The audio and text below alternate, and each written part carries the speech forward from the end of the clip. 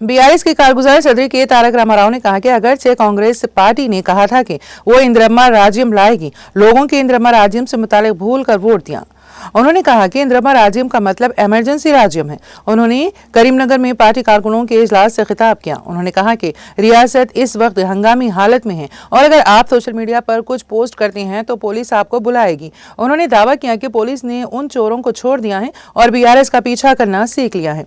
उन्होंने कहा कि मैं आप सब से एक वादा कर रहा हूं कि वो केसीआर की तरह अच्छे नहीं है कि हमारा वक्त फिर आएगा।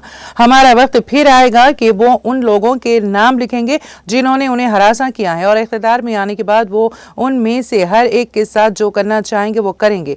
उन्होंने कहा कि मरकज हदबंदी के नाम पर जुनूबी रियासतों के साथ नाइंसाफी करने की कोशिश कर रहा है।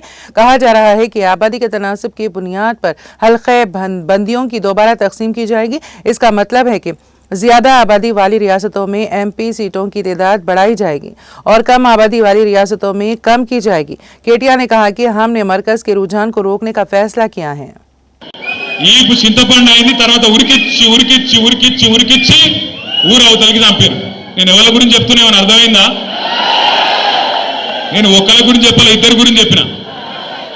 కాంగ్రెస్ బీజేపీ రెండు దొందే ఈళ్ళలో మంచోళ్ళు ఆలేదో లంగలు కాదు, ఇద్దరు లంగలే।